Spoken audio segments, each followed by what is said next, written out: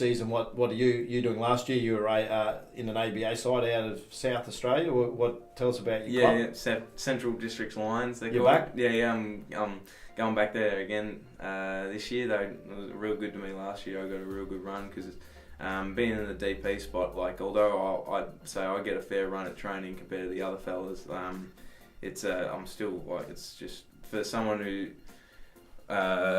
is I'm really competitive, so that's my thing, and it's just it can feel like I'm sitting on the sidelines too long, even though I'm just even though I'm not in the contract 11 last year, so it's hard to get into those scrimmages and to compete with those guys at that level. So it got a bit frustrating for me. It just felt like I wasn't competing for ages, and it didn't feel like I was myself. You know what I mean? So, but then when I got into ABA. So that was this season, but the same as last season. But when I got into ABA, it just felt like everything opened up, and I just got to play for 25, 30 minutes a game, and it was just you remember although not that basketball's not fun, it's incredibly fun. I love it so much. I love it to death, and but those times are hard where you just feel like it's not. You're not getting enough of a go, and then but then when ABA hit, and then it's just like, damn, this game's fun, just playing with other mates and just getting to do stuff, getting a fair run. So that was really good for me. Bobby, my coach, was excellent. He was real supportive and really helped me become that leader and taking over the leadership role in the squad. And so I figured that'd be a good fit to go back to again, and hopefully everyone's kind of used to me a bit, and everyone's a little bit more,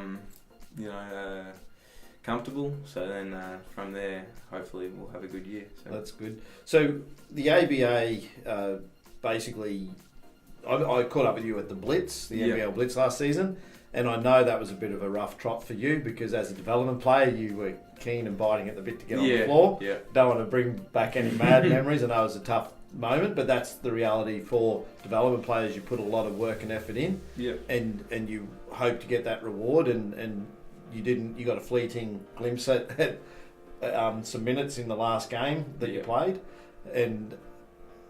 but to come out of that the night before, you announced as the MVP of your team in the ABA. Yeah, it was nice. So there was recognition there. So your club obviously recognised the hard work that you put in. You're obviously playing 25 to 30 minutes for that club, and looking to return there this year and build on the success of that club again this season. Yeah. So that's pretty good. We'll wind back a little bit and just touch on. You were a rookie 2 years ago, so this is probably more for people who are knocking on the door of the NBL. You don't tend to just walk in and get a spot in the NBL. You have to earn your spot. Yeah. And we know in the NBA there's what we call rookie duties. Yeah. So go back a couple of years to your rookie days. Yeah.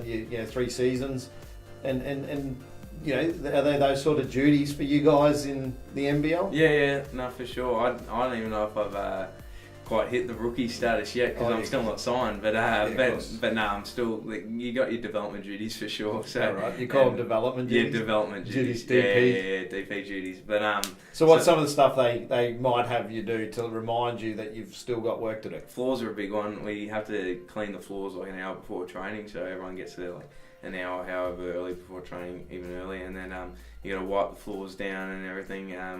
With the wet dry, and then mop over them as well, and then so that's every morning. Otherwise, obviously you don't want anyone getting injured, so no. that takes so you got to do that with some actual care, and then taking the bins out, cleaning fellas' cars. I didn't have to clean cars, lucky enough, but do you get roped in with some of the guys? Take some guys for advantage? Does it come down to a little bit of will and saying, obviously with the cleaning duties and things like that, it's a club decision. Yeah, it's coming from the top down. But do some guys try and milk it on the team? Do you sort of have to work out who's who in the zoo? It's not too bad now. It's not too bad now, but because everyone's real settled and stuff, and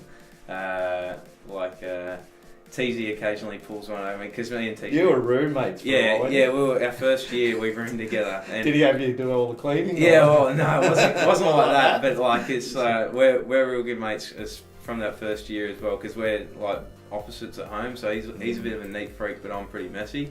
So it didn't clash well that first time. But then so it was alright. But then afterwards, so I'm rooming with my girlfriend now. But so just a bit of that space, it's made it a bit easier. So he sits next to me in the locker room, and he occasionally he's like, oh, go do this for me, and I look at him, I'm just like, all right, mate, yeah, you just have to bite your tongue sometimes, but no, it's good fun, yeah.